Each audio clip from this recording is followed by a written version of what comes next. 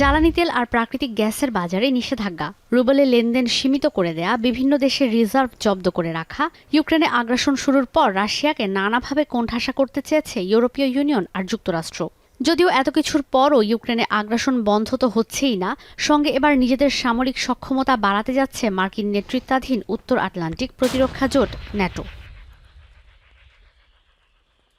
সম্প্রতি নবনির্বাচিত মার্কিন প্রেসিডেন্ট ডোনাল্ড ট্রাম্প জানান, চলমান বৈশ্বিক প্রেক্ষাপটে ন্যাটোর প্রতিটি সদস্য রাষ্ট্রকে সামরিক খাতে ৫% ব্যয় বাড়াতে হবে, যদিও এর ধারে কাছে নেই কোনো দেশ।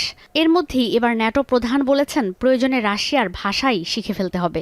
ইউরোপীয় ইউনিয়নের উদ্দেশ্যে তিনি বলেন, নিজেদের মধ্যে মতবিরোধ না বাড়িয়ে একজোট হয়ে বিপদ মোকাবিলা করতে হবে।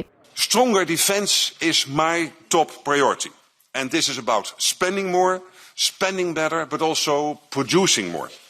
Not to provoke war, but to prevent war. NATO allies have certainly increased defense spending. 2/3 are now spending at least 2% of GDP on defense. গেল বছর ইউরোপিয়ান কমিশন প্রস্তাব দেয় ১,৫০০ কোটি ইউরো সামরিক খাতে ব্যয় করে ইউরোপের অস্ত্র কারখানাগুলো থেকে সমরাস্ত্র কেনার জন্য, কিন্তু জোটের সব দেশ এখনও এতে ঐক্যমত্যে পৌঁছাতে পারেনি। এদিকে ন্যাটোর অন্যতম প্রধান সদস্য যুক্তরাষ্ট্র, তুরস্ক, যুক্তরাজ্য ইউরোপীয় ইউনিয়নের বাইরে থাকায় আরও বিপাকে পড়েছে ইইউ। এ অবস্থায় অস্ত্র আর সেনা সক্ষমতা বাড়াতে একজোট হয়েছে জার্মানি, পোল্যান্ড, যুক্তরাজ্য, ফ্রান্স ও ইতালি। ২০২২ সালে ইউক্রেনে রাশিয়ার সামরিক আগ্রাসন শুরুর পর থেকেই চাপে আছে ন্যাটো। এমন পরিস্থিতিতে চলতি বছর জুনে নেদারল্যান্ডসের হেগে অনুষ্ঠেয় ন্যাটো সম্মেলনে সামরিক খাতে বিনিয়োগ বাড়িয়ে ৩% করার প্রস্তাব দেয়া হতে পারে, যেখানে ডোনাল্ড ট্রাম্পের নির্দেশনা ৫%। ইইউর প্রতিরক্ষামন্ত্রীরা বলছেন, ইউক্রেনকে সমর্থনের জন্য হলেও সামরিক খাত শক্তিশালী করতে হবে। Gemeinsam, dass unser Schwerpunkt sein muss, die NATO-Fähigkeitsziele, die im Sommer gemeinsam abgestimmt auf dem Tisch liegen werden, so schnell wie möglich umzusetzen. Was sind die Fähigkeitsziele? এ অবস্থায় ডোনাল্ড ট্রাম্প ক্ষমতায় আসার আগেই রুশ জ্বালানি খাতে মার্কিন নিষেধাজ্ঞায় আরও বিপাকে পড়েছে ইউরোপ। বিশ্ববাজারে ঊর্ধ্বমুখী জ্বালানির দর।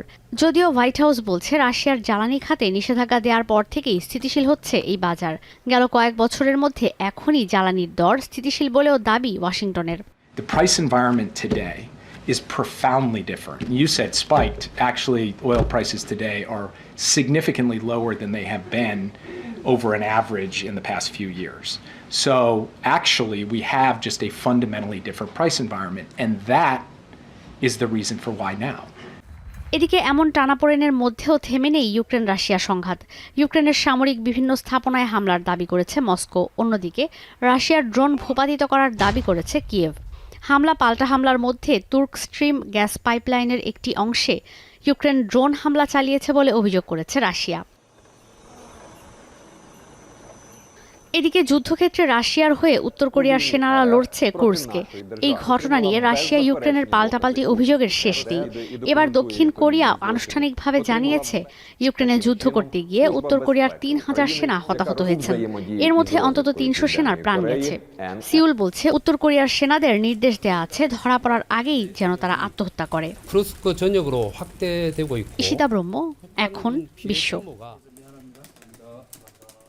Shea butter ও ভিটামিন ই সমৃদ্ধ lily glam beauty soap. Lily, always be beautiful.